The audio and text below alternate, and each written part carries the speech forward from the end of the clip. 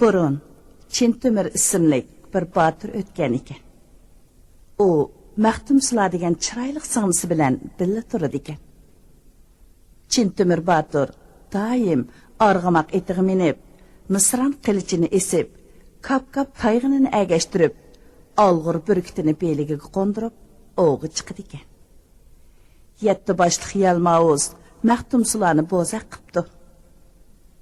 Tomur Batur 7 boshliq yalmavuz bilan 7 kuch kunduz elishib, 7 beshini chepib tashlabdi.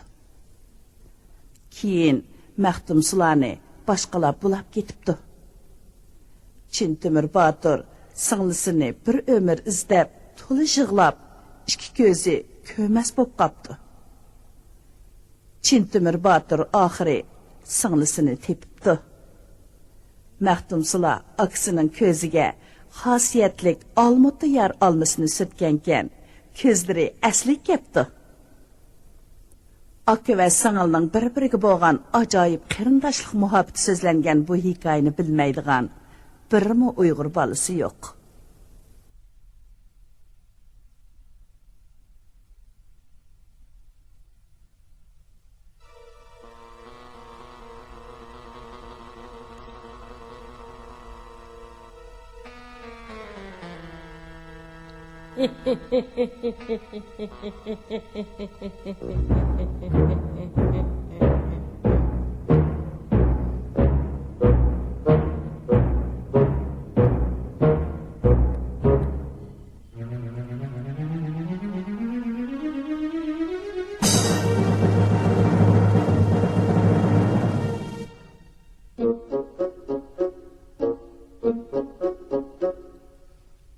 Tomur Batur uyda barmı, misran qilichi qo'ziqda barmı, kap-kap kichiki ishikda barmı, arg'umoq eti ig'ilda barmı, miyav mushiki pulingda barmı.